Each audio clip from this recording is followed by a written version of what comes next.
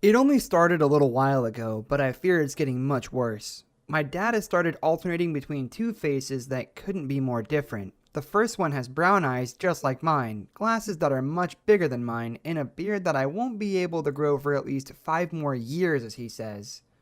When Dad wears his bearded face, we look a lot alike, although he is convinced that I'm the spitting image of my mother. I'm not sure if that's true. Mom passed away when I was still in kindergarten, and I avoid looking at old photos. In them, there are none of her and Dad's second face, and it reminds me of a time that I'm sure was much better than the one we have now. The new face is harder to describe because a regular mind has difficulties interpreting it. It almost looks like a new layer of a gray texture with dark veins was vacuum sealed on a skull. It compares to skin in some ways, it can sweat, and it slightly trembles when he speaks. The sound he makes are muffled and hard to understand because there is no hole cut in for his mouth. There's none for his nose either, but I can still hear him breathing underneath. The only thing that is exposed is two holes cut into the upper half functioning as eyes. Luckily, I don't see the second face very often. He can change back to the old one and does so most of the time, but an image like that is hard to forget. I know this sounds entirely absurd and terrifying, but my dad is all I have, and he's not evil. Bad people did this to him. Dad used to gamble a lot and owed some people money. It's not something we talk about, but I picked it up through little clues. After Mom's death, he went through a hard time, but I swear that he has always cared about me in the ways that he knew how to. We don't have any other family, just each other. The gambling ended very abruptly. I wish I could have been happy about it, but what came after was much worse. That's when the seed for the new face was put into the soil. One evening, my dad was pacing through our apartment, mumbling things to himself. Fuck. Shit. He'll kill me. Soren will kill me. Then he looked at me, brown eyes wide open. Do you have a friend you can stay with tonight, buddy? I would have loved to do that, but my friends and even their parents were probably all asleep. No, it's too late for that, he mumbled to himself again.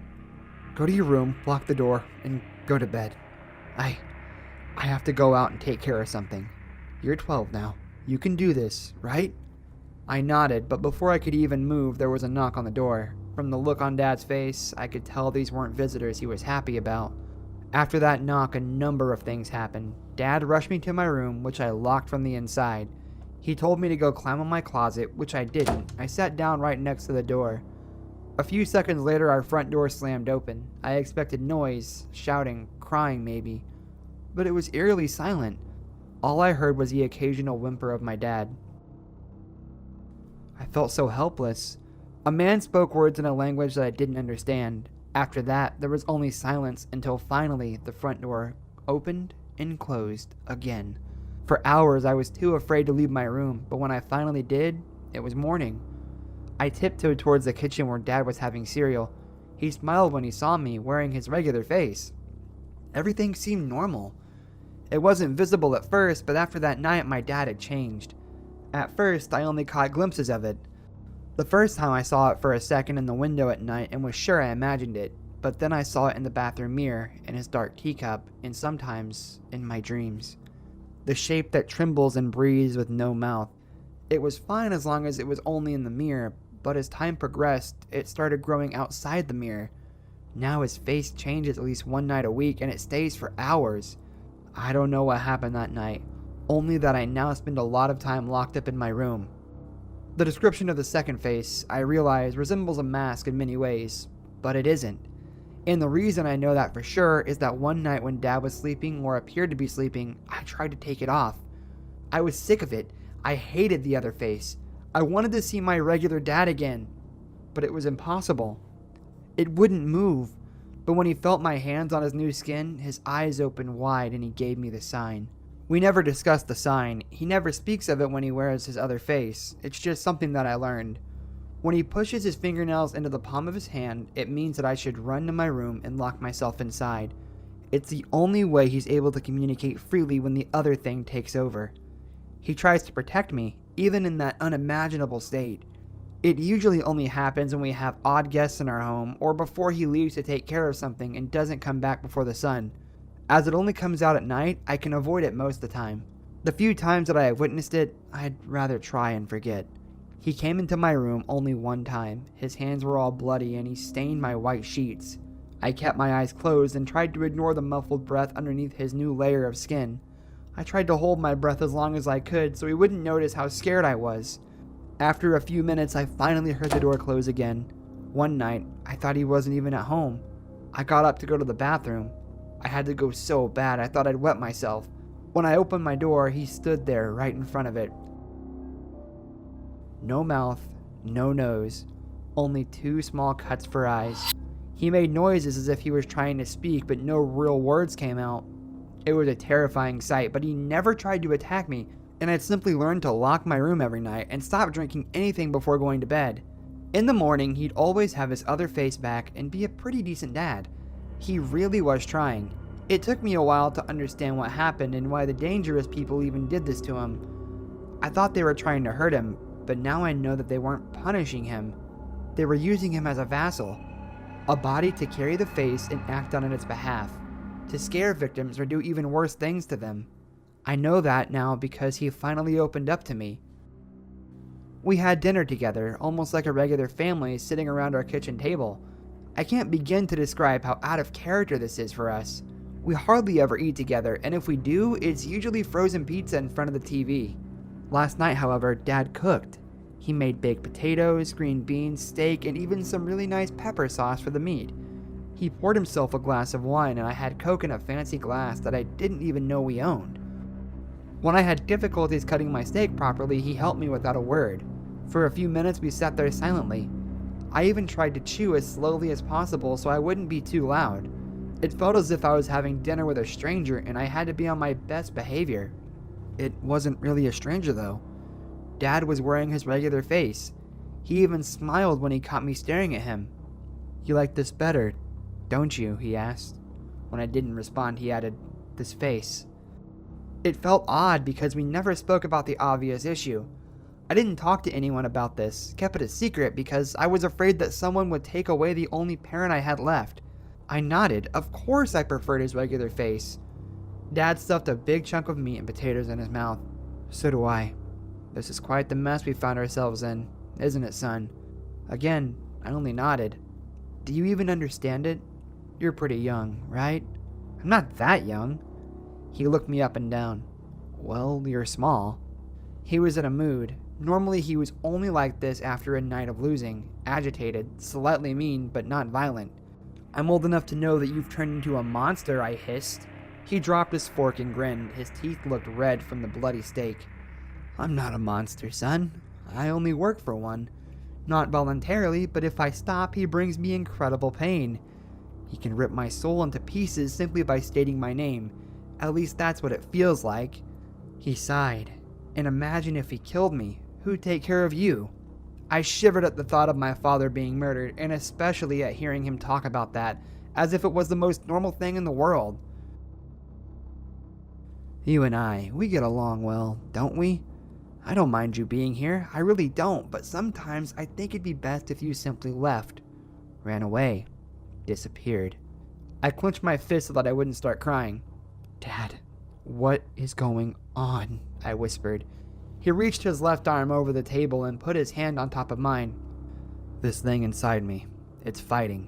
It wants to take control. It really is a struggle. You see, both of us want to be in charge, and switching back and forth feels numbing.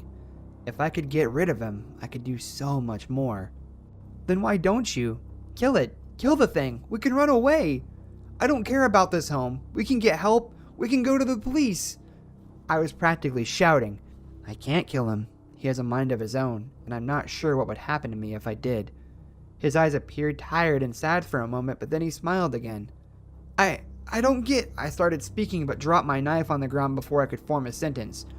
When I reached under the table to pick it up, I saw that blood was dripping from my father's hand. I don't know how long he'd been digging his nails into his palm. This was the first time this happened, while he was wearing his regular face, which made me realize something. My dad has issues. I'm well aware of that. I'm not trying to defend him. He's messed up often in the past, but when it comes to me, he always tries to be protective. You know, if it weren't for you, I would have gotten rid of him long ago. He keeps fighting for you. It's really frustrating, you know? But I'm glad we finally got to talk. I've tried before, but it's not easy when I don't have a mouth. He didn't simply grow a new face. He became a new person. My mom always liked to collect the teeth that fell out when I was a child. I'm not entirely sure as to why she wanted to keep them, but I didn't really think too much either. It was just something that she did. I remember that she would always claim that it was bad luck to throw away a tooth. She was a very superstitious woman, and growing up with her, some of that rubbed off on me. She kept all of my teeth inside a small wooden box with a coat of chipping red paint. Inside, red velvet lined the bottom and sides of the box, creating a soft interior for the teeth to lie on. She kept the square box inside of the top drawer of her bedside table. I only ever saw this box make an appearance when I would lose another tooth, and she would go get the box and put the tooth into it. Other than that, it stayed hidden within her drawer. I never really thought about the box and my missing teeth. I forgot it even existed until yesterday. I recently moved out of my mom's house, and so was in the process of moving all of my stuff out and into my new apartment. I entered my former home and residence of my mother, ready to pack up the final few items that still needed moving. My mom was sitting at her kitchen table, wearing long pants, a thick sweater, and woolly pink gloves. It was a strange sight to behold due to the fact that it was a warm day, but she is an eccentric woman, so I dismissed it. I greeted her, and she looked up at me and made a small, grunt-like noise that I assumed meant hello. She was sometimes a bit dismissive, especially because she wasn't too happy about me moving out. I continued on into the house, grabbing whatever was left of my stuff. I grabbed some clothes, a bottle of shampoo, and a couple of photo frames. I then remembered the old wooden box of old teeth. I didn't have any real reason for wanting to take it with me, but I guess I didn't want to risk any bad luck by not bringing it along. I wandered into my mom's room, which I know I probably shouldn't have done. I walked over to her nightstand and was just about to open it when I remembered that I should ask her permission before snooping through her things. And I called out to my mother, who was still situated in the kitchen. "Hey Mom, is it all right if I grab that box you keep my teeth in?" I yelled out. "It's in your top drawer. There's nothing I shouldn't see in there, is there?" I awaited a response from my mom. I swore I heard a slight grunting noise that vaguely sounded like a yes. So, maybe stupidly, I opened the top drawer and plucked out the small box that sat atop a pile of old photographs. I opened the box, expecting to see around 20 teeth sitting within its wooden grasp. As I lifted the lid, I immediately saw that the box was filled to the brim with teeth. Not just baby teeth, but full-sized adult teeth as well. There had to be at least 100 pearly whites all piled on top of each other.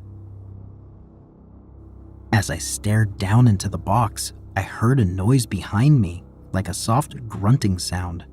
I spun around sharply and saw my mom standing right there. She made another muffled sound, and I noticed that her mouth didn't open. Something was definitely wrong. First, she was only making noises and not talking. And second, she was collecting teeth that didn't belong to me. What's going on? Whose teeth are these? And what are you doing with them? I asked in a tone that commanded an answer. She stared at me, and her eyes provided me with some sort of answer. She was afraid. I could see it by just looking into her eyes. But was she afraid that I just discovered her horrible little secret? Or afraid because something dark and terrible was happening to her? She then opened her mouth, which gave me a much more detailed explanation. As her lips parted, I saw a normal row of teeth sitting along her gums. She then opened her mouth more, slightly tilting her head backwards as she did, and it revealed another row of teeth behind. They were jutting out of the roof of her mouth. Her entire mouth was filled with perfectly white teeth. I then noticed that the bottom of her mouth also had teeth growing out of it. Along the sides of her tongue, teeth sprouted and protruded upwards. I let out a small yelp, both surprised and scared of what I had just seen. She looked into my eyes, expecting this reaction. She then lifted both hands, grasped a gloved hand with the other, and slid her left hand mitten off. The sight of a hand absolutely covered in teeth is not one that I ever expected to witness in my life, but here it was. Covering her entire hand and onto the wrist, numerous teeth emerged from underneath the skin, poking through like sprouts growing out of dirt. Her hand was covered in the enamel growths, and no skin was visible underneath the teeth. My stomach heaved at the sight, probably both in disgust and genuine terror. I couldn't believe what I was seeing. Mom took off the other glove, revealing an identical hand made up of teeth that had broken through the surface of her skin. Sensing my feeling of revulsion, I wouldn't have thought Mom would have stopped there, but she took off her woolly jumper, uncovering the rows of teeth that sat along her entire arms. Her chest area also sprouted teeth, but they were still mostly underneath the skin, like they hadn't fully grown through yet. Not like the rest of her body. I didn't need to see it, but I assumed that her legs would also be covered in teeth. I watched on in horror as I saw one of the teeth near her shoulder wobble. It wobbled only slightly, but I could tell that it was loose. She had a loose tooth on her shoulder. The wobbling continued, and I saw the tooth begin to push its way out of her skin. It gave a final wriggle before falling to the floor, completing its life cycle. I couldn't help but stand there, frozen in fear at what was occurring. I didn't know what to do. I knew I should try and help her, but shock wouldn't allow me. Not just yet. Mom then turned around and walked out of her bedroom. I stood for a moment longer before following, rather apprehensively. When I caught up to her, she was sat back down at the kitchen table, one tooth-covered arm resting on the table, the other clutched a pen. I'm not sure how she managed to hold a pen, but I knew it must have been painful to bend her fingers around it, as it would stretch the skin underneath the teeth. She must have fought through the pain because she held the pen and she brought it down to a piece of paper that was sitting on the kitchen table. She began to write. I approached the table, curious as to what was being written. I was terrified at this point and hoped that she was providing more answers as to what was happening to her. I walked up to the piece of paper and started to read. What she had written was the most terrifying thing so far. I know you are scared. I was too when I found your grandmother in this state. She looked awful, just as I do now. She didn't know what was happening to her, but luckily, death came quickly to her to stop this suffering. I never expected it to happen to me. I prayed that it never would. Yet, here I am, plagued by the same affliction as my mother. I'm sorry to tell you this, but I think it might be hereditary.